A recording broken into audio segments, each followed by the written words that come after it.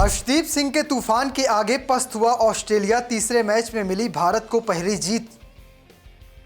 1-1 की बराबरी पर पहुंची टी20 सीरीज। फिर नहीं चला गिल और कप्तान सूर्या का बल्ला।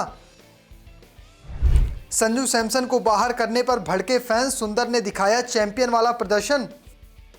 गौतम गंभीर जिस अर्शदीप सिंह को बाहर बिठाकर बेंच गर्म करवा रहे थे, उसी अर्शदीप सिंह ने तीसरे मुकाबले में मौका मिलते ही गौतम गंभीर के मुंह पर जोरदार तमाचा जड़ा है। बता दिया है कि क्यों वो टी20 में भारत का नंबर 1 गेंदबाज है, उसने क्यों सबसे ज़्यादा विकेट चटकाए हैं और वो भी बुमराह से कम मैच खेलकर उसने रिकॉर्ड अपने नाम किया है। जी हाँ, अर्शदीप सिंह को तीसरे टी20 मुकाबले में मौका मिला और इस मैदान पर उन्होंने कह सकते हैं जलवा बिखेर दिया। ट्रेविस हेड जो बड़े बड़े छक्के लगा रहे थे, जो हर्षित राणा को 124 मीटर का छक्का मार बैठे थे, वो यहां पर 10 रन या कहें डबल डिजिट में भी नहीं पहुंच पाए। इसके साथ साथ टॉप ऑर्डर की 4 बल्लेबाज में से 3 बल्लेबाज तो डबल डिजिट में नहीं पहुंचे और पूरी तरह से ऑस्ट्रेलियाई पस्त नजर आई। अगर मार्क स्टोइनिस और टिम डेविड का बल्ला नहीं चलता तो शायद ऑस्ट्रेलियाई टीम 100 रन भी नहीं बना पाती, लेकिन इन दोनों के दम पर 180 का स्कोर पार किया था और भारतीय टीम के सामने एक लक्ष्य रखा था।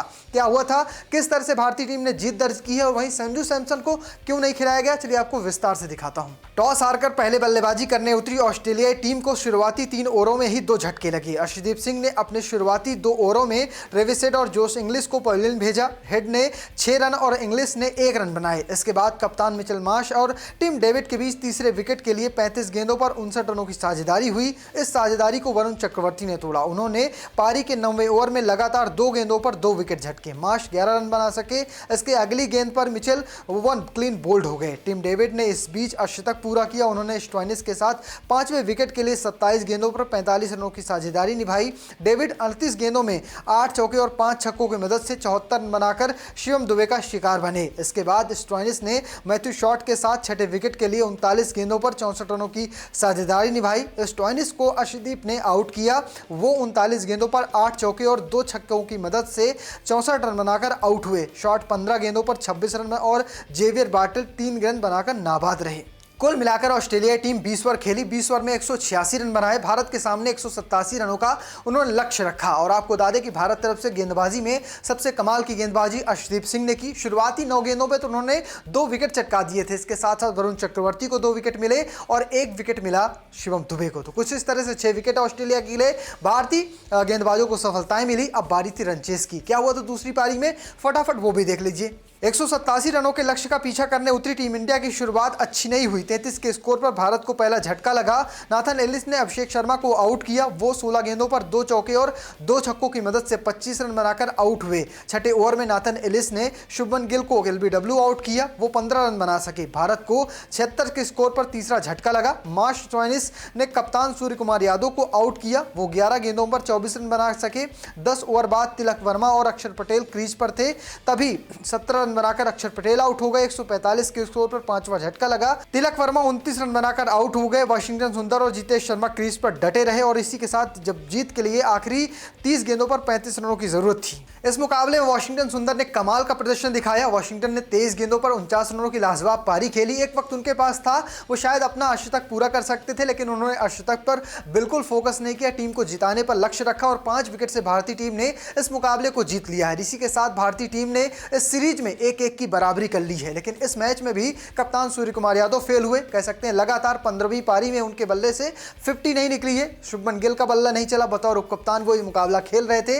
इसके साथ अभिषेक शर्मा ने शुरुआती शॉट अच्छे लगाए थे, लेकिन इस मुकाबले में संजू सैमसन को बाहर किया गया था, कुलदीप यादव को बाहर किया गया था, वहीं हर्षित राणा को भी बाहर कर दिया था। हर्षित राणा 3 फॉर्मेट प्लेयर है, लेकिन पिछले मुकाबले में 2 ओवर में उन्होंने 29 रन खर्च किए, जिसके बाद उन्हें बाहर का रास्ता दिखा दिया गया। इसके साथ साथ अगर बात करें संजू सैमसन की, तो संजू सैमसन को पहले शुभमन गिल की वजह से ओपनिंग से हटाया गया। फिर उन्होंने कहा कि मैं मिडिल ऑर्डर में खुद को एडजस्ट करने की कोशिश करूंगा। मिडिल ऑर्डर में ठीक ठाक कर रहे थे। एशिया कप में 50 भी लगाई थी, लेकिन जैसे ही वो ऑस्ट्रेलिया पहुंचे, पहले मैच में बल्लेबाजी नहीं आई। दूसरे मैच में उन्हें प्रमोट करके नंबर 3 पर उतारा गया था, जिसमें वो 2 रन बना सके और तीसरे ही मुकाबले उन्हें बाहर का रास्ता दिखा गया। या कह सकते हैं शुभमन गिल की वजह से संजू सैमसन का करियर फिर से खत्म होने वाला, क्योंकि अब तो शायद ही संजू सैमसन को टी20 वर्ल्ड कप 2026 में मौका मिलेगा, क्योंकि वहां पर तो शुभमन गिल पहले से मौजूद है और उनका प्रदर्शन ऐसे ही ऊपर नीचे करते रहे डिप हो जाएगा और उसके बाद कह दिया जाएगा भाई इस करियर का या कहीं इस खिलाड़ी का अब करियर खत्म हो चुका है। अगर बात करें अर्शदीप सिंह की, तो खिलाड़ी सच में कमाल का है। क्यों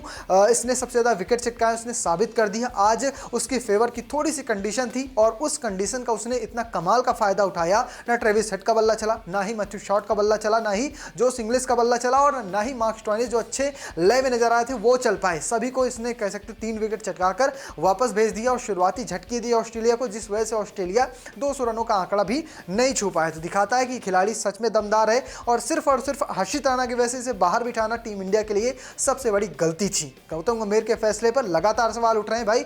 4 महीने का समय बचा है T20 वर्ल्ड कप 2026 में और अभी तक आपकी प्लेइंग 11 सेटल नहीं हो पाई है। अगर ऐसा ही रहा तो भारतीय टीम सेमीफाइनल या फिर उससे पहले ही अपना पत्ता कटवा सकती है। फिलहाल आपको क्या लगता है, क्या गौतम गंभीर की वजह से टीम अनसेटल है? कमेंट बॉक्स में लिखना और चैनल को सब्सक्राइब करना, पेज को फॉलो करना बिल्कुल भूलना। धन्यवाद।